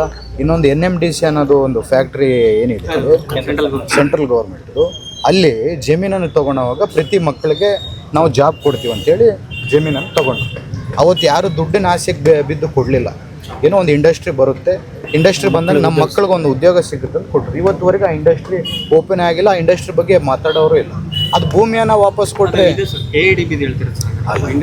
NMDC ನಂದು ಹೋಗಿದೆಯಪ್ಪ ಭೂಮಿ, ನಂದು KDB ಅಲ್ಲ, ಎನಿಥಿಂಗ್ KDBಯಿಂದ ಅಕ್ವಿಸೇಷನ್ ನಡೆಯೋದೇ KDBಯಿಂದ ನಡೆಯುತ್ತೆ. ಅವತ್ತು ಮಾತೇನು ಕೊಟ್ಟಿದ್ರು ಅವರು, ನೀವು ಜಮೀನನ್ನು ಕೊಡ್ರಿ, ನಾವು ಜಾಬನ್ನು ಕೊಡ್ತೀವಿ ಅಂತೇಳಿ ಕೊಟ್ಟಿದ್ರು. ಎಲ್ಲರೂ ಅವತ್ತು ಅಲ್ಲಿ ಜಮೀನನ್ನು ಕೊಟ್ಟು ನಮ್ಮ ಮಕ್ಳಿಗೊಂದು ಜಾಬ್ ಸಿಗುತ್ತೆ ಅಂತ ಒಂದು ಆಸೆಯಿಂದ ತಂದೆ ತಾಯಿ ಏನಪ್ಪ ಎಲ್ಲೋ ಒಂದು ಜಾಬ್ ಸಿಗುತ್ತೆ ಬಿಡು, ಪರ್ಮನೆಂಟ್ ಆಗುತ್ತೆ ನಮ್ಮ ಮಕ್ಳಿಗೆ ಕೊಟ್ಟರು. ಇವತ್ತುವರೆಗೆ ಆ ಹುಡುಗರಿಗೆ ಜಾಬ್ ಇಲ್ಲ. ಒಬ್ಬೊಬ್ಬರಿಗೆ 25, 35, 40 ವರ್ಷ ಬಂದಿದೆ, ಅವ್ರು ಎಲ್ಲಿಗೆ ಹೋಗಬೇಕು? ಅವ್ರಿಗೆ ಭೂಮಿ ಇಲ್ಲ, ಜಾಬ್ ಇಲ್ಲ. ಇದು ಅನ್ಯಾಯ ಅಲ್ವಾ ಸರ್? ಈಗ ಬಳ್ಳಾರಿಗೆ ಏರ್ಪೋರ್ಟ್ ಬಂದರೆ ಬಳ್ಳಾರಿ ಅಭಿವೃದ್ಧಿ ಆಗುತ್ತೆ ಅನ್ನೋದು ಒಂದು ಮಾತಿತ್ತು. ಈಗ ಆ ಏರ್ಪೋರ್ಟನ್ನು ಬೇರೆ ಕಡೆಗೆ ಶಿಫ್ಟ್ ಮಾಡೋಕ್ಕೆ ಯೋಜನೆ ಮಾಡ್ತಿದ್ದಾರೆ. ಅಂದರೆ ಆ ಕಡೆ ಬಳ್ಳಾರಿಯಲ್ಲಿ ಇರುತ್ತೆ, ಆದರೆ ಆ ಕಡೆ ಮಾಡಿದರೆ ಇಲ್ಲ ಒಂದು ಕಡೆ ಹಿಂಗೇನಿಲ್ಲ. ಶಿಫ್ಟಿಂಗ್ ಅನ್ನೋದಂತಂದರೆ ಫೀಸಿಬಿಲಿಟಿ, ಯಾಕಂದರೆ ಉಡಾನ್ ಸ್ಕೀಮಲ್ಲಿ ಎಂಥ ಏರ್ಪೋರ್ಟ್ ಮಾಡಿದ್ರು ಒಂದು 2-3 ವರ್ಷದಲ್ಲಿ ನಡೆಯುತ್ತೆ, ಆಮೇಲೆ ನಡೆಯಲ್ಲ. ಯಾಕಂದರೆ ಆ ಸೆಂಟ್ರಲ್ ಗೌರ್ಮೆಂಟ್ ಏನು ಕೊಡೋಂಥ ಸಬ್ಸಿಡಿಯನ್ನು ವಾಪಸ್ ತೊಗೊಂಡ್ಬಿಡುತ್ತೆ. ಅದಕ್ಕೋಸ್ಕರ ನಮ್ಮ ಸ್ಟೇಟ್ ಗೌರ್ಮೆಂಟ್ ಅವರು ಏವಿಯೇಷನ್ ಮಿನಿಸ್ಟ್ರನ್ನ ಭೇಟಿಯಾಗಿ ಈ ಉಡಾನ್ ಸ್ಕೀಮ್ನ 5ರಿಂದ 10 ವರ್ಷ ಮಾಡಿದ್ರೆ ನಮಗೂ ಅನುಕೂಲ ಆಗುತ್ತೆ, ನಮ್ಮ ಸ್ಟೇಟ್ ಗೌರ್ಮೆಂಟಿಂದ ಕೂಡ ಸ್ಪಾನ್ಸರ್ ಮಾಡ್ತೀವಿ ಅಂದಾಗ ಅವರು ಚರ್ಚೆ ಮಾಡ್ತಿದ್ವಿ ಅಂತಂದರು. ಆದರೆ ಅಷ್ಟರೊಳಗೆ ನಮ್ಮ MB ಪಾಟೀಲ್ ಸಾಹೇಬರು ಫೀಸಿಬಿಲಿಟಿ ಚೆಕ್ ಮಾಡಿಸಿ, ಇಲ್ಲಾಂದರೆ ಸ್ವಲ್ಪ ಹಂಪಿಗೆ ಬರೋರು, ಇನ್ನೊಂದು ಕಡೆ ಬರೋರು ಕೂಡ ಜಾಸ್ತಿ ಇರ್ತಾರೆ ಅಂತೇಳಿ ಇನ್ನು ಫೀಸಿಬಿಲಿಟಿ ಚೆಕ್ ಮಾಡ್ತಿದ್ದಾರೆ. ಎಲ್ಲಿ ಫೀಸಿಬಿಲಿಟಿ ಚೆಕ್ ಆಗುತ್ತೋ, ಒಂದು ಏರ್ಪೋರ್ಟ್ ಸ್ಟಾರ್ಟ್ ಮಾಡಿದ್ಮೇಲೆ ಅದು ರನ್ ಆಗಬೇಕು. ರನ್ ಆಗಿಲ್ಲ ಅಂತಂದರೆ ಈಗ ಬೇರೆ ಬೇರೆ ಬೀದರು, ಇನ್ನೊಂದು ಕಡೆ ಬಿಜಾಪುರ, ಎಲ್ಲ ಕ್ಲೋಸ್ ಆಗಿದೆ ಏರ್ಪೋರ್ಟ್, ಆ ರೀತಿಯಲ್ಲಿ ಕ್ಲೋಸ್ ಆಗಬಾರ್ದು. ನಿರಂತರವಾಗಿ ಒಂದು ಏರ್ಪೋರ್ಟ್ ಸ್ಟಾರ್ಟ್ ಆದರೆ ಅದು ಅನುಕೂಲ ಇದೆ. ಈಗ ಜೀನ್ಸ್ ಇಂಡಸ್ಟ್ರಿ ಬರುತ್ತೆ, ನಮಗೆ ಐರನ್ ಇಂಡಸ್ಟ್ರೀಸ್ ಇದ್ದಾವೆ, ಅದರ ಜೊತೆಗೆ ಟೂರಿಸಮ್ ಕೂಡ ನಾವು ಬೆಳೆಸ್ಕೋಬೇಕು. ಅಂದರೆ ವಿಜಯನಗರ ಇದ್ರೂ ಕೂಡ ನಮ್ಮ ಜಿಲ್ಲೆ ಇದ್ದಂಗೆ ಅದು ಕೂಡ ಟೂರಿಸಮ್ ಕೂಡ ಬೆಳೆಸ್ಕೋಬೇಕಂದ್ರೆ ಒಂದು ಏರ್ಪೋರ್ಟ್ ಬಂದರೆ ಚೆನ್ನಾಗಿರುತ್ತೆ ಅಂತ ಉದ್ದೇಶ ಫೀಸಿಬಿಲಿಟಿ ರಿಪೋರ್ಟ್ ಮಾಡಿಕೊಂಡು ಮಾಡ್ತಿದ್ದಾರೆ. ಆದಷ್ಟು ಶೀಘ್ರದಲ್ಲೇ ಅದ್ರ ಬಗ್ಗೆ ಕೂಡ ನಮಗೆ ಮಾಹಿತಿ. ಈಗ ಸರ್, ಈ ಬಳ್ಳಾರಿ ನಗರಕ್ಕೆ ಇಷ್ಟೆಲ್ಲ ಅನುದಾನ ಬರ್ತದೆ ಸರ್. ಈಗ ಕ್ರೀಡಾ ತರಬೇತಿ ಸಂಬಂಧಪಟ್ಟಂಗೆ ಯಾವ ಇದಾಗ್ತಿಲ್ಲ. ಸೈಕ್ಲಿಂಗ್ ಒಂದು ಫುಟ್ಬಾಲ್ ಒಂದು ಹೊರತುಪಡಿಸಿದ್ರೆ ಸರ್, ಹಾಕಿ ಫುಟ್ಬಾಲ್, ಈ ಕ್ರೀಡೆಗೆ ಸಂಬಂಧಪಟ್ಟಂಗೆ ತರಬೇತಿ ಕೇಂದ್ರಗಳು ಇಲ್ಲ ಇಲ್ಲಿ. ಇಲ್ಲ, ಕ್ರೀಡೆಗೆ ಸಂಬಂಧಪಟ್ಟಂಗೆ ಅಂದರೆ ನಾವು 12 ಕೋಟಿ ರೂಪಾಯಲ್ಲಿ ಒಂದು ಜಿಮ್ಮನ್ನು ಮಾಡ್ತಿದ್ದೀವಿ. ಜಿಮ್ ಇಲ್ಲೇ ನೀವು ನೋಡಿರೋ ಮುನ್ಸಿಪಲ್ ಗ್ರೌಂಡಲ್ಲಿ 12 ಕೋಟಿ ರೂಪಾಯಿ. ನಮ್ಮ ನಾರ್ತ್ ಕರ್ನಾಟಕದಲ್ಲಿ ಅಂಥ ಜಿಮ್ ಎಲ್ಲಿಲ್ಲ. ನೀವು ಬೇಕಂದರೆ ಅಲ್ಲಿ ಬೆಂಗಳೂರಲ್ಲಿ ಗಾಂಧಿನಗರ ಏನು ಇವರು ದಿನೇಶ್ ಗುಂಡೂರವ್ರ ಕ್ಷೇತ್ರದಲ್ಲಿ ಅಂಥ ಜಿಮ್ ಮಾಡಿದ್ದಾರೆ. ಅದಕ್ಕಂದರೆ ಒಳ್ಳೆಯ ಎಕ್ವಿಪ್ಮೆಂಟ್ಸ್, ಅಂದರೆ ಟೆಕ್ನೋ ಜಿಮ್ ಅಂದರೆ ಜರ್ಮನ್ ಎಕ್ವಿಪ್ಮೆಂಟ್ಸನ್ನು ತೊಗೊಂಬಂದು ನಾವು ಜಿಮ್ಮನ್ನು ಮಾಡ್ತೀವಿ. ಅದೇ ರೀತಿಯಲ್ಲಿ ಮುಂಬರುವಂಥ ದಿನಮಾನದಲ್ಲಿ ಇನ್ನೂ ಏನನ್ನ ಸ್ಟೇಡಿಯಂ ಆಗಿರ್ಬೋದು, ಇನ್ನೊಂದು ರೀತಿಯಲ್ಲಿ ನಾವು ನಮ್ಮ ಜಿಲ್ಲೆ ಗ್ರಾಮೀಣ ಮಕ್ಕಳಿಗೆ ಸ್ಪೋರ್ಟ್ಸ್ ಹಾಸ್ಟೆಲ್ ಆ ಟೈಮಲ್ಲಿ ನಾಗೇಂದ್ರಣ್ಣವ್ರು ಮಾಡಬೇಕಂತಿದ್ರು. ಸ್ವಲ್ಪ ಏನೋ ಕೆಟ್ಟು ಗಳಿಗೆಯಲ್ಲಿ ಅವ್ರದ್ದು ಸಚಿವ ಸ್ಥಾನ ಹೋಯಿತು. ಆದಷ್ಟು ಶೀಘ್ರದಲ್ಲಿ ಅವರು ಸಚಿವರಾಗಿದ್ದ ತಕ್ಷಣ ಅದನ್ನು ಕೂಡ ಮಾಡ್ಕೊಳ್ತಾರೆ. ಕೊನೆ ಇದ್ರ ಹೋರಾಟ ಎಲ್ಲಿ ಬಂದು ಸರ್ ಹೊಸಬರಿಗೆ ಸಚಿವ ಸ್ಥಾನ ಕೊಡಬೇಕು ಅನ್ನೋ ಹೋರಾಟ ನಡೀತಿರುತ್ತೆ. ಹೊಸಬರು ಎಲ್ಲ ಕೇಳಿದ್ದಾರೆ. ಹೈಕಮಾಂಡ್ ಕೂಡ ಚಿಂತನೆಯಲ್ಲಿದೆ. ಮತ್ತು ಯಾರಿಗೆ ಅವಕಾಶ ಸಿಗುತ್ತೋ ನೋಡೋದು. ಭರತ್ ರೆಡ್ಡಿ ಅವ್ರಿಗೆ ಸಿಗ್ತದೆ ಸರ್? ಇಲ್ಲ, ನಮ್ಮ ಜಿಲ್ಲೆದ ಅವಾಗೆ ಫಿಲಪ್ ಆಗಿಬಿಟ್ಟಿದೆಯಲ್ಲ ನಾಗೇಂದ್ರಣ್ಣ ಅವ್ರದ್ದು. ಹೇಳ್ತಾ ಇದ್ದಾರೆ ಸರ್, ಮಾಡ್ತಿಲ್ಲ. ಹೇಳ್ತಾ ಇದ್ದಾರೆ ಮಾಡ್ತೀರಿ. ಎಲ್ಲದಕ್ಕೂ ಪ್ರೊಸೀಜರ್ ಇರುತ್ತೆ. ಯಾಕಂದರೆ ವಿವಿಧ ರಾಜ್ಯಗಳು ಎಲೆಕ್ಷನ್ ಬಂದಾಗ ಟೈಮನ್ನು ತೊಗೊಂಡು ಮಾಡ್ತಾರೆ. ಸರ್, ಇಂದಿರಾ ಕ್ಯಾಂಟೀನ್ ಬಡವರಿಗೆ ಭಾಳ ಅನುಕೂಲ ಆಗ್ತಿದೆ. ಸುಮಾರು ತಿಂಗಳಿಂದ ಅವ್ರಿಗೆ ಬರ್ತಿಲ್ಲ. 6 ತಿಂಗಳಿಂದ 7 ತಿಂಗಳು ಹಂತಕ್ಕೆ ಬಂದ್ಬಿಟ್ಟಿದೆ. ಅದಕ್ಕೆ ನೀವು ಒತ್ತಾಯ ಮಾಡ್ತೀರಾ? ಇಲ್ಲ, ನಾವು ಲಾಸ್ಟ್ ಟೈಮು ಕಮಿಷನರ್ ಹತ್ರ ಮಾತಾಡಿದ್ದೀವಿ ಅದ್ರ ಬಗ್ಗೆ. ಅವರಿಗೆ ದುಡ್ಡು ಬಂದಿಲ್ಲ ಸರ್, 6-7 ತಿಂಗಳಾಯಿತು, ದುಡ್ಡು ಬಂದಿಲ್ಲ. ಎದಕ್ಕೆ ಏನು ಟೋಟಲಿ ಸ್ಟೇಟ್ ಗೌರ್ಮೆಂಟಿಂದ ಪೇಮೆಂಟ್ ಆಗಿಲ್ಲ. ಸೊ ಹಂಗಾಗಿ ಈ ಮಂತ್ ಎಂಡ್ವರೆಗೂ ಟೈಮ್ ಕೊಟ್ಟಿದ್ದಾರೆ ಸರ್. ಒಂದು ವೇಳೆ ಕಂಪ್ಲೀಟ್ ಅಮೌಂಟ್ ಬರದೇ ಇದ್ದರೆ ನಾವು ಬಾಗಿ ಕ್ಲೋಸ್ ಮಾಡ್ತೀವಿ. ಇದು ಯಾಕಂದರೆ ಅದು ಬಡ ಜನರಿಗೆ ಅನುಕೂಲ ಆಗೋಂಥದ್ದು. ಆ ಸ್ಕೀಮ್ ಸ್ಟಾಪ್ ಆಗಬಾರ್ದು. ನಾವು UD ಮಿನಿಸ್ಟ್ರಿಗೆ, DC ಅವ್ರಿಗೆ ಮಾತಾಡೋ ಆದಷ್ಟು ರಿಸಾಲ್ವ್. ಸರ್, ಇನ್ನೊಂದು ಹೆಲ್ಮೆಟ್ ಕಡ್ಡಾಯ ಅಂತ ಹೇಳ್ತಾ ಇದ್ದಾರೆ ಸರ್. ಬಟ್ ನಮ್ಮಲ್ಲಿ ಬಿಸಿಲಿರೋದ್ರಿಂದ ನಮಗೆ ಕನ್ಸೆಷನ್ ಕೊಡಬೇಕು, ಯಾವುದೇ ಕಾರಣಕ್ಕೆ ಹೆಲ್ಮೆಟ್ ಹಾಕೋಕ್ಕಾಗಿಲ್ಲ ಅಂತ ಜನ ಹೇಳ್ತಾರೆ. ಬಟ್ ಏನು ಜಾಗೃತಿ ಮೂಡಿಸೋ ನಿಟ್ಟಿನಲ್ಲಿ ನೀವೇನಾದರೂ ಹೇಳಿ ಸರ್? ಹೆಲ್ಮೆಟ್ಟು, ಬಿಸಿಲು, ಪ್ರಾಣಕ್ಕಿಂತ ಯಾವುದು ಜಾಸ್ತಿ ಅಲ್ಲ. ಪ್ರಾಣ ಬಿಸಿಲು ಗಾಳ ಆಯ್ತಂತೇಳಿ ನಾನು SP ಅವ್ರಿಗೆ June 1 ಮಾಡಿರಿ ಅದನ್ನು ಅಭಿಯಾನವನ್ನು ಅಂತ ಹೇಳಿದೆ. ಯಾಕಂದರೆ ಭಾಳಷ್ಟು ಟ್ರಾಫಿಕ್ಕು ಬಳ್ಳಾರಿಯಲ್ಲಿ ಜಾಸ್ತಿ ಆಗಿದೆ, ಆ್ಯಕ್ಸಿಡೆಂಟು ಜಾಸ್ತಿ ಆಗ್ತದೆ. ಒಂದು ಹೆಲ್ಮೆಟ್ ಹಾಕೋದ್ರಿಂದ ನಾವು ತಿರುಗಾಡಿದ್ರೆ ಎಲ್ಲ ಹೋಗ್ಬೇಕಂದ್ರೆ ಒಂದು 15-20 ನಿಮಿಷದಲ್ಲಿ ಗಾಡಿಯಲ್ಲಿ ಹೋಗ್ತೀವಿ. ಮತ್ತೆ ಎಲ್ಲ ಮನೆಗೆ ಹೋಗ್ಬೇಕಂದ್ರೆ 15-20 ನಿಮಿಷದಲ್ಲಿ ಹೋಗ್ತೀವಿ. ಹೆಲ್ಮೆಟ್ ಅನ್ನೋದು ಕಡ್ಡಾಯ. ಬಳ್ಳಾರಿಯಲ್ಲಿ ಬಿಸಿಲಿದೆ ಅಂತೇಳಿ ಅದಕ್ಕೇನು ವಿನಾಯಿತಿಯನ್ನು ನಾವು ಕೊಡಲ್ಲ. ಯಾಕಂದರೆ ನಮಗೆ ಅಲ್ಟಿಮೇಟ್ಲಿ ಪ್ರಾಣ ಮುಖ್ಯ. ಪ್ರಾಣ ಹೋದ್ಮೇಲೆ ಅವ್ರ ತಂದೆ ತಾಯಿ ಆಗಿರ್ಬೋದು, ಹೆಂಡತಿ ಮಕ್ಕಳಾಗಿರ್ಬೋದು ಎಷ್ಟು ರೋದನೆ ಪಡ್ತಾರೆ, ಎಷ್ಟು ನೋವು ಪಡ್ತಾರೆ ಅನ್ನೋದು ನಾವೆಲ್ಲ ನೋಡಿದ್ದೀವಿ. ಅದಕ್ಕೋಸ್ಕರ ಕಡ್ಡಾಯವಾಗಿ ದಯಮಾಡಿ ಬಳ್ಳಾರಿ ಜನತೆಗೆ ನಿಮ್ಮ ಮೂಲಕ ನಾನು ರಿಕ್ವೆಸ್ಟ್ ಮಾಡ್ತಿದ್ದೀನಿ, ಕಡ್ಡಾಯವಾಗಿ ಹೆಲ್ಮೆಟನ್ನು ಧರಿಸಿ. ಹೆಲ್ಮೆಟ್ ಧರಿಸೋದ್ರಿಂದ ನಾವು ಮತ್ತು ನಮ್ಮ ಕುಟುಂಬದವರು ಎಲ್ಲರೂ ಶಾಂತಿಯಾಗಿರ್ತಾರೆ, ಸುರಕ್ಷಿತವಾಗಿರ್ತಾರೆ ಅಂತ ಹೇಳಕ್ಕೆ ಇಚ್ಛೆ. Thank you. ಪೊಲೀಸ್ ಇಲಾಖೆ ಅಂದರೆ ಸರ್ ಅಕ್ರಮಗಳನ್ನು ತಡಿಬೇಕು, ಅಕ್ರಮಗಳಿಗೆ ಕಡಿವಾಣ ಹಾಕಬೇಕು. ಆದರೆ SP ಗನ್ಮ್ಯಾನ್ ಅವರು 3 ಲಕ್ಷ ರೂಪಾಯಿ ದಂಧೆಕೋರ ಹತ್ರ ವಸೂಲಿ ಮಾಡಿದ್ರು ಪ್ರಕರಣ. ಇಲ್ಲ, ಇದನ್ನು ಹುಡುಗನ್ನ ಸ್ಕೇಪ್ಗೋಟ್ ಮಾಡಿದ್ದಾರೆ. ಇದರಲ್ಲಿ ಭಾಳ ದೊಡ್ಡವರು ಇನ್ವಾಲ್ವ್ ಆಗಿ, ದೊಡ್ಡ ಆಫೀಸರ್ಸ್ ಇನ್ವಾಲ್ವ್ ಆಗಿದೆ.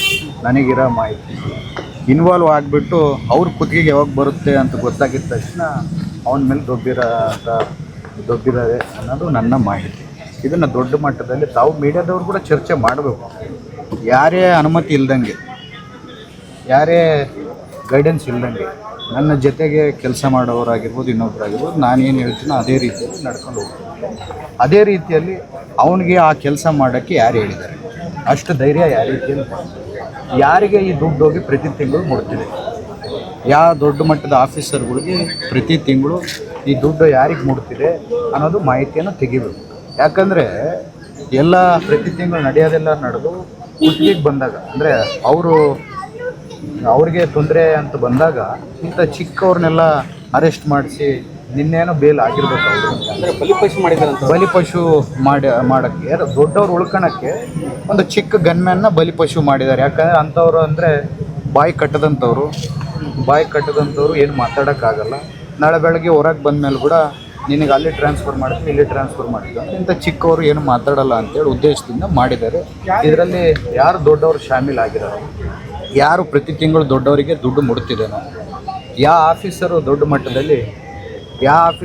ಮಟ್ಟದಲ್ಲಿ ದುಡ್ಡು ತೊಗೊತಿದ್ದಾನೋ ಆದಷ್ಟು ನೀವು ತನಿಖೆ ಮಾಡಬೇಕು. ನಾನು ರಾಜ್ಯ ಮಟ್ಟದಲ್ಲಿ ಹೋಗಿ ಈ ಥರ, ಯಾಕಂದರೆ ಡಿಪಾರ್ಟ್ಮೆಂಟಲ್ಲೇ ದೊಡ್ಡವರು ಶಾಮೀಲಾಗಿ ಈ ರೀತಿಯಲ್ಲಿ ಮಾಡ್ತಿದ್ದಾರೆ ಅಂದಾಗ ಜನರಿಗೆ ಡಿಪಾರ್ಟ್ಮೆಂಟ್ ಮೇಲೆ ನಂಬಿಕೆ ಹೋಗುತ್ತೆ. ಏನು ನಾವು ದುಡ್ಡು ಕೊಟ್ಟು ಏನನ್ನ ಮಾಡ್ಕೋಬೋದು, ದುಡ್ಡು ಕೊಟ್ಟು ಎಂಥ ಕ್ರೈಮನ್ನು ಮಾಡ್ಬೋದು, ದುಡ್ಡು ಕೊಟ್ಟು ನಾಳೆ ಬೆಳಗ್ಗೆ ಎಂಥ ಲೂಟಿಯನ್ನು ಮಾಡ್ಬೋದು ಅನ್ನೋದು ಜನಕ್ಕೆ ಒಂದು ರಾಂಗ್ ಮೆಸೇಜ್ ಹೋಗುತ್ತೆ. ಇದನ್ನು ಕಡಿವಾಣ ಆಗಬೇಕು. ನಾನು ಕೂಡ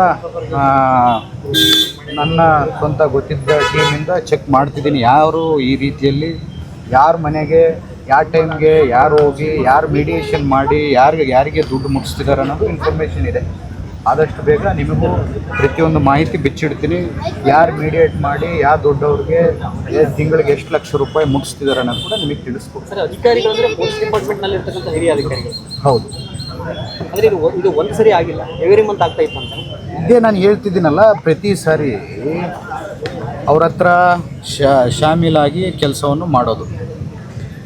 ಏನನ್ನ ಒಂದು ಪೇಪರಲ್ಲೋ ನಿಮ್ಮಲ್ಲಿ ಆರ್ಟಿಕಲ್ಸು ಏನೋ ಬಂದಾಗ ಶಾಮೀಲಾಗಿದ್ದ ತಕ್ಷಣ ಯಾರೋ ಚಿಕ್ಕವ್ರನ್ನ ಅವರೇ ಈ ರೀತಿಯಲ್ಲಿ ಇವತ್ತು ಇಲ್ಲಿ ಗಾಡಿ ತೊಗೊಂಡೋಗಿ ಒಂದೇ ನಿಮಿಷ ಈ ರೀತಿಯಲ್ಲಿ ಈ ದಾರಿಯಲ್ಲಿ ಇವತ್ತು ಗಾಡಿಯನ್ನು ತೊಗೊಂಡೋಗಿ ನಾವು ಬಂದು ರೈಡ್ ಮಾಡ್ತೀವಿ. ನಿಮ್ಮ ಹತ್ರ ಒಂದು 100 ಚೀಲ ಸಿಕ್ಕಿದ್ರೆ ನಾವು ಅದನ್ನು 10-15 ಚೀಲ ಅಂತ ಬರ್ಕೊತೀವಿ. ಆಮೇಲೆ ಅದನ್ನು ಬಿಟ್ಟು ಕಳಿಸ್ತೀವಿ ಫೈನ್ ಹಾಕಿ. ನಮಗೆ ಕೂಡ ಒಂದು ಕೇಸ್ ರಿಜಿಸ್ಟರ್ ಮಾಡ್ದಂಗೆ ಇರುತ್ತೆ. ಮಾಧ್ಯಮದವ್ರು ಕೇಳಿದಾಗ ನಾವು ಆನ್ಸರ್ ಮಾಡೋಕ್ಕೆ ಇರುತ್ತೆ ಅನ್ನೋದು ದೊಡ್ಡ ಮಟ್ಟದಲ್ಲಿ ಒಂದು ಷಡ್ಯಂತ್ರವನ್ನು ಮಾಡಿಕೊಂಡು ಒಂದು ಸ್ಟ್ರಾಟಜಿ ಮೂಲಕ ಮಾಡ್ತಿದ್ದಾರೆ. ನಾನು ಕೂಡ ಅದನ್ನು ಚೆಕ್ ಮಾಡ್ತಿದ್ದೀನಿ. ಯಾಕಂದರೆ ಶರ್ಬಾಯ್ ಅನ್ನೋದ್ರಲ್ಲಿ ಇನ್ನೇ ವಾರದಲ್ಲಿ 5-6 ಪ್ರಕರಣಗಳು ದಾಖಲಾಗ್ತವೆ. 40 ಪ್ರಕರಣಗಳು ದಾಖಲಾಗಿದ್ದಾವೆ ಸರ್. 3-4 ಆಗಿದ್ದಾವೆ. ಅಲ್ಲ ಇದರಿಂದ 2000 ನನಗೆ ಅದೇ ರೀ ಎಲ್ಲರೂ ದೊಡ್ಡವರೇ ಶಾಮೀಲಾದಾಗ ಗಡಿಪಾರು ಎಲ್ಲಿಂದ ಮಾಡ್ತಾರೆ? ಯಾರು ಅವ್ರನ್ನ ಗಡಿಪಾರು ಮಾಡಬೇಕು ಅಂಥವರೇ ಅದರಲ್ಲಿ ಶಾಮೀಲಾಗಿ ಮಾಡ್ತಿದ್ದವಾಗ ಅವ್ರು ಗಡಿಪಾರು ಹೆಂಗಾಗ್ತಾರೆ? ಅವನ ಮೇಲೆ 5 FIR ಆಗಿದೆ ಅಂದಾಗ ಅವನು ಇವರು ಪೊಲೀಸರು ಕರೆಕ್ಟಾಗಿ ರೀತಿಯಲ್ಲಿ ಕೆಲಸವನ್ನು ಮಾಡಿದರೆ ಅವನು ಭಯದಿಂದ ಕೆಲಸನೇ ಮಾಡ್ತಿರ್ಲಿಲ್ಲ. ಅವ್ನು 5 FIR ಆದರೂ ಕೂಡ ಮಾಡ್ತಿದ್ದಾನೆ ಅಂದರೆ ಇದು ಏನಾಗಲ್ಲ. FIR ಮೇಲೆ FIR ಆಗುತ್ತೆ. ನಾಳೆ ಬೆಳಗ್ಗೆ ಆ FIRಗಳು ಏನಾಗುತ್ತವು? ಕಳ್ಳಕ್ಕೆ ಸಿಕ್ಕಿದೆ ಅಂತಂದ್ರೆ ಏನು ಜೈಲಿಗೆ ಹಾಕಲ್ಲ, ಗಳ್ಳಿಗೆ ಹಾಕಲ್ಲ, ಒಂದು ಫೈನ್ ಹಾಕ್ತಾರೆ, ಬಿಡ್ತಾರೆ. ಹೈಕೋರ್ಟ್ಗೆ ಹೋಗಿ ಅದನ್ನೇ ತೋರಿಸಿ ಆ ಕೇಸನ್ನು ಕ್ವಾಶ್ ಮಾಡ್ಕೊಂಬರ್ಬೋದು ಅಂತೇಳಿ ನಮ್ಮವರೇ ಅವ್ರಿಗೆ ಐಡಿಯಾಗಳು ಕೊಡ್ತಾರೆ. ಸರ್ ಯಾವ್ಯಾವ ಹಂತದ ಪೊಲೀಸ್ ಅಧಿಕಾರಿಗಳು ಭಾಗಿಯಾಗಿದ್ದಾರೆ ಅಂತ? ದೊಡ್ಡ ಮಟ್ಟದಲ್ಲಿ ಪೊಲೀಸ್ ಅಧಿಕಾರಿಗಳು ಭಾಗಿಯಾಗಿದ್ದಾರೆ. ಅವ್ರು ಯಾರು ಅನ್ನೋದು ನಾನು ಸರ್ ಇಲ್ಲಿ IGP SP level IGP level ಎಲ್ಲ ಇಲ್ಲೇ ಬಳ್ಳಾರಿಲಿ ಇದೆ. ಅದೇ ಕನ್ಫ್ಯೂಸ್ ಆಗುತ್ತೆ ಸರ್. ಇದೇ ಕ್ಯಾಟಗರಿ ಅಧಿಕಾರಿಗಳಂತ ಇಲ್ಲ. ನೀವು ತಾವೊಂದು ಮಾರ್ಮಿಕವಾಗಿ ಒಂದು ಮಾತಾಡಿದ್ರೆ ಸರ್, ಯಾರ ಜೊತೆ ಅವ್ರು ಇರ್ತಾರೋ ಅವ್ರು ಪರ್ಮಿಷನ್ ಇಲ್ಲದೆ ಮಾಡ್ಲಿಕ್ಕೆ ಸಾಧ್ಯ ಇಲ್ಲ ಅನ್ನುವಂಥದ್ದನ್ನ ಅಲ್ಲ ನಾನು ಹೇಳ್ತಿದ್ದೀನಿ, ಎಕ್ಸಾಂಪಲ್ ಕೊಡ್ತಿದ್ದೀನಿ. ನಿನ್ನ ಜೊತೆಗೆ ನಿಮ್ಮ ಕ್ಯಾಮ್ರಾಮ್ಯಾನ್ ಇರ್ತಾನೆ, ನೀನು ಎಲ್ಲಿಗೆ ಬಾ ಅಂದರೆ ಅಲ್ಲಿಗೆ ಬರ್ತಾನೆ. ಆ ರೀತಿಯಲ್ಲಿ ನಡೀತಿದೆ. ಯಾವ ರೀತಿಯಲ್ಲಿ ಅವ್ನು ಹೆಂಗೆ ಸ್ಕೇಪ್ ಔಟ್ ಮಾಡಿದ್ದಾರೆ, ಯಾವ ರೀತಿಯಲ್ಲಿ ಯಾರು ಶಾಮೀಲಾಗಿ ಹೋಗೋ ಮೂಮೆಂಟ್ಗೆ ಅವನ್ನ ಯಾವ ರೀತಿಯಲ್ಲಿ ಅವನು ಹಾಕಿದ್ದಾರೆ, ಪ್ರತಿಯೊಂದು ಮಾಹಿತಿ ನನ್ನ ಹತ್ರ ಇದೆ. ಯಾವ ದೊಡ್ಡ ಮಟ್ಟದಲ್ಲಿ ಈಗೇನು ಚಿಕ್ಕವ್ರ ಮೇಲೆ ದಬ್ಬಾಳಿಕೆ ಮಾಡಿದಂಥವ್ರು ಯಾವ ರೀತಿಯಲ್ಲಿ ಅವತ್ತು ಅದ್ರ ಬಗ್ಗೆ ಮಾತಾಡ್ದಂಗೆ ಯಾಕಿದ್ರು, ಸೋಷಿಯಲ್ ಮೀಡಿಯಾದಲ್ಲಿ ಇದ್ರ ಬಗ್ಗೆ ಚರ್ಚೆ ಯಾಕಾಗಲಿಲ್ಲ, ಸೋಷಿಯಲ್ ಮೀಡಿಯಾ ಮೇಲೆ ಅಷ್ಟು ಪ್ರೀತಿ ಇದ್ದವರು ಈ ಥರ ಅರೆಸ್ಟ್ ಆಗಿದ್ದು ಇದೆಲ್ಲ ಅಷ್ಟು ಪಬ್ಲಿಸಿಟಿ ಆಗಲಿಲ್ಲ, ಯಾಕೆ ಆಗಲಿಲ್ಲ ಅನ್ನೋದು ನಾವೆಲ್ಲ ಚರ್ಚೆ ಮಾಡಬೇಕು, ಚಿಂತನೆ ಮಾಡಬೇಕು. ಯಾಕಂದರೆ ನಾಳೆ ಬೆಳಗ್ಗೆ ಇಂಥವಕ್ಕೆಲ್ಲ ಆಸ್ಕಾರ ಕೊಟ್ಟರೆ ಚಿಕ್ಕವರು ಕೂಡ ನಾವು ಏನಾನ ಮಾಡ್ಬೋದು. ಡಿಪಾರ್ಟ್ಮೆಂಟ್ ಏನು ನಮಗೇನು ಸಂಬಂಧ ಇಲ್ಲ, ಡಿಪಾರ್ಟ್ಮೆಂಟಲ್ಲಿ ಯಾರಿಗಾನ ದುಡ್ಡು ಕೊಟ್ಟು ನಾವು ಏನಾನ ಮ್ಯಾನೇಜ್ ಮಾಡ್ಕೋಬೋದು ಅನ್ನೋ ಉದ್ದೇಶ ಬಂದೇ ಬರುತ್ತೆ. ಸರ್ ಇನ್ನೊಂದು ಗಮನಿಸಬೇಕಾಗಿರುವಂಥದ್ದು ಸರ್, ಘಟನೆ ನಡೆದಿರುವಂಥದ್ದು 27ನೇ ತಾರೀಕಿಗೆ ಸರ್. ಅಂದರೆ ಘಟನೆ ನಡೆದು 1 ವಾರದ ಮೇಲೆ FIR ಆಗ್ತದೆ, ಆಮೇಲೆ ಅರೆಸ್ಟ್ ಮಾಡ್ತಾರೆ ಸರ್. ಇದೇ ನಾನು ನಿಮ್ಗೆ ಇವಾಗಿಂದ ಹೇಳ್ತಿದ್ದೀನಲ್ಲ, ಮಾಧ್ಯಮದಲ್ಲಿ ಯಾವಾಗ ಬರುತ್ತೋ ಅವಾಗ ಒಬ್ಬನ ಅರೆಸ್ಟ್ ಮಾಡ್ತಾರೆ, ಒಂದು ರೈಡ್ ಮಾಡ್ತಾರೆ. ಮಾಧ್ಯಮದಲ್ಲಿ ಬಂದಿಲ್ಲ ಅಂದರೆ ಅದು ಎಷ್ಟು ತಿಂಗಳನ್ನ ನಡೆಯುತ್ತೆ. ಇನ್ನೊಂದು ಇಲ್ಲೀಗಲ್ ಆ್ಯಕ್ಟಿವಿಟಿನ ನೀವು ಇವತ್ತು ಮಾಧ್ಯಮದಲ್ಲಿ ಎಲ್ಲನ ಪ್ರಸಾರ ಮಾಡಿರೋ ಒಂದು ಸಣ್ಣ ಲೈನ್, ನಾಳೆ ನಾಡ್ದ ಫುಲ್ಲು ಸ್ಟ್ರಿಕ್ಟು, ನಾಡ್ದಕ್ಕೆಲ್ಲ ಫುಲ್ಲು ಫ್ರೀ. ಅವರೇ ಫೋನ್ ಮಾಡಿ ಹೇಳ್ತಾರೆ ಮಾಧ್ಯಮದಲ್ಲಿ ಬಂದಿದ್ದೆ, ನಾವು ಒಂದು ರೈಡ್ ಮಾಡ್ತೀವಿ, ಆಮೇಲೆ 2-3 ದಿವಸ ಆದಮೇಲೆ ಮತ್ತೆ ನಾವು ಫ್ರೀ ಬಿಡ್ತೀವಪ್ಪ ಮಾಡ್ಕೊಳ್ಳಿ ಅಂತ. ಇವಕ್ಕೆಲ್ಲ ನಾನು ಕಡ್ಡಾಯವಾಗಿ ಹೇಳ್ತಿದ್ದೀನಿ, ಎಲ್ಲಿವರೆಗೂ ಹೋಗೋಕ್ಕೂ ಸಿದ್ಧ. ನಾನು ಡಿಸಿಪ್ಲೈನ್ ಆಗಿ ಪ್ರತಿ ಪೊಲೀಸ್ ಇನ್ಸ್ಪೆಕ್ಟರ್ನ ಎಲ್ಲ ನಾನು ಕರ್ಕೊಂಬಂದವಾಗ ಕೂಡ ಇನ್ಸ್ಪೆಕ್ಟರ್ ಆಗಿರ್ಬೋದು, DYSPಗಳಾಗಿರ್ಬೋದು, ಇನ್ನೊಬ್ಬರಾಗಿರ್ಬೋದು, ನಾನು ಕರ್ಕೊಂಬರೋವಾಗ ಜನಕ್ಕೆ ತೊಂದರೆ ಆಗಬಾರ್ದು, ಬಳ್ಳಾರಿಯಲ್ಲಿ ಇಲ್ಲಿಗಲ್ ದಂಧೆಗಳು ಇರಬಾರ್ದು, ಬಳ್ಳಾರಿಯಲ್ಲಿ ರೌಡಿಸಮ್ ಇರಬಾರ್ದು ಅಂತೇಳಿ ನಾನು ಮೊದಲನೇ ಮಟ್ಟದಲ್ಲಿ ಇಷ್ಟಕ್ಕೆ ಮುಂಚೆ ಎಲ್ಲರೂ ಏನೇನೋ ತೊಗೊಂಡು ಕರ್ಕೊಂಬರ್ತಿದ್ರಂದರೆ ನಾನು ಭ್ರಷ್ಟಾಚಾರ ಮುಕ್ತ ಬಳ್ಳಾರಿ ಮಾಡಬೇಕಂದಾಗಿಂದ ನಾನು ಯಾವತ್ತೂ ಪ್ರತಿ ಆಫೀಸರ್ನ ನಿಷ್ಠಾವಂತರನ್ನ ತೊಗೊಂಬಂದು ನಾನು ಹಾಕಿಸಿ ಅವ್ರಿಗೆ ಕೂಡ ನಾನು ಏನಂತ ಹೇಳ್ತೀನಿ ಅಂದರೆ ಪ್ರತಿಯೊಬ್ಬರು ರೌಡಿಸಮ್ ಇಲ್ದಂಗೆ ಮಾಡಬೇಕು ಬಳ್ಳಾರಿನ ಅಂತೇಳಿ. ನೀವು ನೋಡಿರ್ಬೋದು, ಒಂದೇನೋ ಸಂಘಟನೆ ಅವತ್ತೇನೋ ಬೇರೆ ವಿಚಾರಕ್ಕೆ ನಡೆದಿರ್ಬೋದು ಹೊರತು ಅಷ್ಟಕ್ಕೆ ಮುಂಚೆ ಆಗಿರ್ಬೋದು, ಅದಾದಮೇಲೆ ಆಗಿರ್ಬೋದು, ಇನ್ನೂ ಸಂಘಟನೆಗಳು ಅಷ್ಟು ನಡೀತಾ ಇಲ್ಲ. ರೌಡಿಸಮ್ ಕೂಡ ಭಾಳ ನಾವು ಬಿಗಿಯಾಗಿ ಇಟ್ಟಿದ್ದೀವಿ. ಆದರೆ ಇಷ್ಟು ಬಿಗಿಯಾಗಿ ಇಟ್ಟಿದ್ದೀವಿ ಅಂತೇಳಿ ಇಂಥ ಇನ್ಸಿಡೆಂಟ್ಗಳೆಲ್ಲ ಸ್ಟಾರ್ಟ್ ಆದರೆ, ಈ ಇಲ್ಲಿಗಲ್ ಆ್ಯಕ್ಟಿವಿಟೀಸ್ ಎಲ್ಲ ಸ್ಟಾರ್ಟ್ ಆದರೆ, ಇಲ್ಲಿಗಲ್ ಆ್ಯಕ್ಟಿವಿಟೀಸಿಂದನೇ ಕ್ರೈಮ್ ಮತ್ತೆ ಸ್ಟಾರ್ಟ್ ಆಗುತ್ತೆ. ಸರ್ ಕೆಲವೊಂದು ಪೊಲೀಸ್ ಠಾಣೆಗಳಲ್ಲಿ CPIಗಳು ಭಾಳ ಸಂಕಷ್ಟದಲ್ಲಿದ್ದಾರೆ. ಅಂದರೆ ಸ್ಟಾಫ್ ಇಲ್ಲ, ಸಿಬ್ಬಂದಿ ಇಲ್ಲ. ದೊಡ್ಡ ಲಿಮಿಟ್ APMC ಆಗಿರ್ಬೋದು, ಗೋಲ್ ಬಜಾರ್ ಇಂಥ ಕಡೆ ಎಲ್ಲ ದೊಡ್ಡ ಲಿಮಿಟ್ಸ್ ಮಾಡಿಬಿಟ್ಟಾರೆ, ಅಲ್ಲಿ ಸ್ಟಾಫ್ ಇಲ್ಲ. ಆದರೆ ಅದರಲ್ಲೂ ಹಂಚಿಕೆಯಲ್ಲೂ ಗೋಲ್ ಬಜಾರ್ ಬಂದ್ಬಿಟ್ಟು ಚಿಕ್ಕ ಸ್ಟೇಷನ್, ದೊಡ್ಡ ಸ್ಟೇಷನ್ ಅಂದರೆ APMC, ಬ್ರೂಸ್ಪೇಟು, ಗಾಂಧಿನಗರ, ಈ ಸ್ಟೇಷನ್ಗೆ ಕಮ್ಮಿ ಇದ್ದಾರೆ. ನಾವು ಹೋಮ್ ಮಿನಿಸ್ಟ್ರಿಗೆ ಕೇಳಿದಾಗ ಇಲ್ಲ ನಾವು ರಿಕ್ರೂಟ್ಮೆಂಟ್ ಮಾಡ್ತೀವಿ ಅಂತೇಳಿ ಹೋಮ್ ಮಿನಿಸ್ಟ್ರು ಕೂಡ ತಿಳಿಸಿದ್ರು. ರಿಕ್ರೂಟ್ಮೆಂಟ್ ಮಾಡಿದ್ರೇ ಅದು ರಾಜ್ಯ ಮಟ್ಟದಲ್ಲಿ ಎಲ್ಲ ಜಿಲ್ಲೆಗಳು ರಿಕ್ರೂಟ್ಮೆಂಟ್ ಆದಾಗೆ ನಾವು ಮಾಡ್ಕೊಳಕ್ಕೆ. ಯಾಕಂದ್ರೆ ಸರ್ ಆ ಭಾಗದಲ್ಲಿ ಸ್ವಲ್ಪ ಗಾಂಜಾದ್ದಾಗಿರ್ಬೋದು, ಮತ್ತೆ ಪುಡಿ ರೌಡಿಗಳ ನಾವು ಗಾಂಜಾ ಅಂತಂದರೆ ನಾನು ನಿಮ್ಮ ಹತ್ರ ಒಂದು ಹೇಳಲಿಕ್ಕೆ ಇಚ್ಛೆ.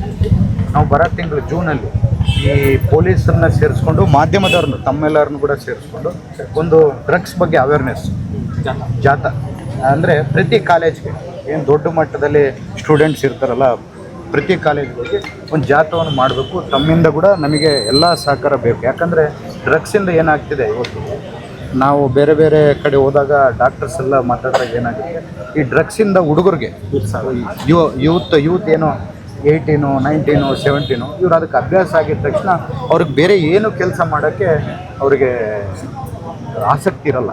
ಅದ್ರ ಜೊತೆಗೆ ಇನ್ನೊಂದು ಏನಾಗುತ್ತೆ, ಅವ್ನು ಬರ್ತಾ ಅದಕ್ಕೆ ಅಡಿಕ್ಟ್ ಆಗಿಬಿಟ್ಟು ದುಡ್ಡು ಸಿಗಲ್ಲ, ಜಾಬ್ ಇರಲ್ಲ, ಅವನು ಅದನ್ನು ನೆಕ್ಸ್ಟ್ ಅವ್ನ ದಾರಿ ಕ್ರೈಮ್ ಮಾಡಬೇಕು, ನಾನು ಯಾವ ರೀತಿಯೆಲ್ಲ ಸಂಪಾದನೆ ಮಾಡಬೇಕು, ಚೈನ್ ಸ್ನ್ಯಾಚಿಂಗ್ ಮಾಡಬೇಕು, ಇನ್ನೊಂದು ಮಾಡಬೇಕು, ಇಂಥದ್ದೆಲ್ಲ ಜಾಸ್ತಿ ಆಗಿಬಿಡುತ್ತೆ ಅಂತೇಳಿ ಒಂದು ಜಾಥವನ್ನು ಮಾಡ್ತಿದ್ದೀವಿ. ತಮ್ಮ ಸಹಕಾರ ಪೂರ್ತಿಯಾಗಿ ನಮ್ಮ ಜೊತೆಗೆ. ಅಂಜನಾದ್ರಿ ಬಗ್ಗೆ ಏನು ಹೇಳ್ತೀರಾ ಸರ್? ಏನು ಅಂಜನಾದ್ರಿಗೆ ಕೆಲವರು ನಕಲಿ ಚಿನ್ನವನ್ನು ಕೊಟ್ಟಿದ್ದಾರೆ ಅಂತ ಆರೋಪ ಕೇಳಿದ್ರು. ಅಂದ್ರೆ ತಾಮ್ರಲಿಪಿತ ಚಿನ್ನ 2.5 ಕೋಟಿ ಅಂತ ಹೇಳ್ತಾರೆ. ಅದು ಕೇವಲ 2.5 ನೋಟಿಸ್ ಕೊಟ್ಟಾರೆ. 28 ಗ್ರಾಮ್ ಅಷ್ಟೇ ಇದೆ, 2.5 ಕೋಟಿ ರೂಪಾಯಿದು ಬಿಲ್ ತೋರಿಸಿಕೊಟ್ಟಿದ್ದಾರೆ. ಗೊತ್ತಿಲ್ಲ ಸರ್. ಈಗ ಅಯೋಧ್ಯೆ ಬಿಟ್ಟರೆ ಆಂಜನೇಯನ ಬೆಟ್ಟ ಇಡೀ ದೇಶದಲ್ಲಿ ವಿಶ್ವದಲ್ಲಿನೇ ಪ್ರಸಿದ್ಧಿ ಪಡೆದಿರುವಂಥ ಸರ್, ಕೋಟ್ಯಾಂತರ ಭಕ್ತರಿದ್ದಾರೆ. ಸೊ ಈಗ ಅಲ್ಲಿಗೆ ದೇವರಿಗೆ ನಾವು ಕಾಣಿಕೆ ಕೊಡ್ತೀವಿ ಅಂತೇಳಿ ತಾಮ್ರಲಿಪಿತ ಬಂಗಾರ ಕೊಟ್ಟು ಇಲ್ಲೊಂದು ಕಡೆಗೆ ಭಕ್ತರ ಮನಸ್ಸಿಗೆ ಘಾಸಿ ಮಾಡಿದಾರೆ ಅಂತಕ್ಕಂಥ ಚರ್ಚೆ ನಡೀತಾ ಇದೆ ಸರ್. ತಾವು ಕೂಡ ಆಂಜನೇಯನ ಭಕ್ತರಾಗಿ ಏನು ಹೇಳ್ತಿದ್ದಾರೆ ಸರ್? ನಾವು ನೋಡಿ ನಮ್ಮ ಮನೆ ದೇವರು ಆಂಜನೇಯ ಸ್ವಾಮಿನೇ, ನಮ್ಮ ಮನೆ ದೇವರು ಮುರುಡಿ ಆಂಜನೇಯ ಸ್ವಾಮಿ. ಈಗ ದೇವ್ರ ವಿಚಾರದಲ್ಲಿ ನಾವು ಮಾತಾಡೋದು ಚೆನ್ನಾಗಿರೋದು. ಯಾಕಂದರೆ ದೇವ್ರ ವಿಚಾರ ಅದು ಕೊಟ್ಟಿದ್ದವ್ರು ಇದ್ದಾರೆ, ಅಲ್ಲಿ ದೇವ್ರು ಇರ್ತಾನೆ, ಆತ ನೋಡ್ಕೊಂತೆ. ನಾವು ಅವನ್ನೆಲ್ಲ ವಿಚಾರಗಳು ನಾವು ಮಾತಾಡಬಾರ್ದು ದೇವ್ರ ವಿಚಾರ. ಯಾಕಂದರೆ ಅವ್ರ ಮನಸ್ಸಲ್ಲಿ ಏನು ಇಚ್ಛೆ ಇಟ್ಕೊಂಡು ಕೊಟ್ಟಿದ್ರೋ ಗೊತ್ತಿಲ್ಲ. ಮತ್ತು ದೇವ್ರನ್ನವನು ಯಾವತ್ತು ಎಲ್ಲ ಏನು ಸತ್ಯ ಸುಳ್ಳು ಅನ್ನೋದು ದೇವ್ರಿಗೆ ಗೊತ್ತೇ ಇರುತ್ತೆ. ಆಡ್ಸೋರೇ ದೇವರು. ಮತ್ತು ಏನನ್ನ ಅಂಥದ್ದು ಏನನ್ನ ತೊಂದರೆ ಅವ್ರು ಏನನ್ನ ತಪ್ಪು ಮಾಡಿದರೆ ದೇವ್ರು ಶಿಕ್ಷೆ ಮಾಡ್ತಾರೆ. ಬಳ್ಳಾರಿಯ ನಿರಂತರ ಸುದ್ದಿಗಾಗಿ ಬಳ್ಳಾರಿ ಬೆಳಗಾಯಿತು ಚಾನೆಲ್ನ ಸಬ್ಸ್ಕ್ರೈಬ್ ಮಾಡಿ ಹಾಗೂ ಬೆಲ್ ಐಕಾನ್ ಒತ್ತಿ.